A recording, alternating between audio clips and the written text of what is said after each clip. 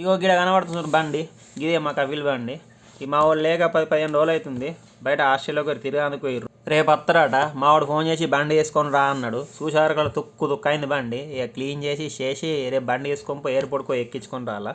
అందరి ఇళ్ళలో ఎట్లుంటారు అంటే కఫీళ్ళు కొందరు చెప్తారు, డైరెక్ట్ చెప్తారు బండి డైలీ నేను ఉన్నా లేకుండా బండి మంచిగా డైలీ క్లీన్ చేసి ఉంచు అంటారు. కానీ మావాడు అట్లా కాదు, బండి ఆడ పెట్టేసి పోయినామంటే దాని సప్పులు లేదు కదా, దాన్ని ముట్టలే పట్టలే. నేను బండి చాలే 10 రోజుల నుంచి ఇయ్యాలనే బండి స్టార్ట్ చేసి మొత్తం దుమ్మునా అంటే క్లీన్ చేసుకుంటూ కూర్చున్నా మొత్తం. ఇక అందరి ఇళ్ళల్లో ఇట్లనే ఉంటారని చెప్పలేము. కొందరు ఇళ్ళల్లో డైలీ చూడాలి బండి, ప్రతిరోజు బండి క్లీన్ చేసుకుంటూ ఉండాలి. మళ్ళీ ఇక్కడ సౌదీలో ఎట్లా అంటే, సౌదీలో కానీ కువైట్లో కానీ బండ్లు క్లీన్ ఉన్నా లేకుండా కానీ బండ్లకు ఉన్న రీములు మాత్రం మంచిగా క్లీన్ చేసి ఉండాలి. ఇక ఆదివారం నుంచి స్కూళ్ళు రీఓపెన్ అయితే ఇక మళ్ళీ కంటిన్యూ 6 దాకా స్కూళ్ళు.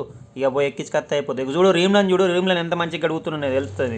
ఎట్లున్నా తెల్లానే ఉన్నాయి, అయినా క్లీన్ చేయాలి.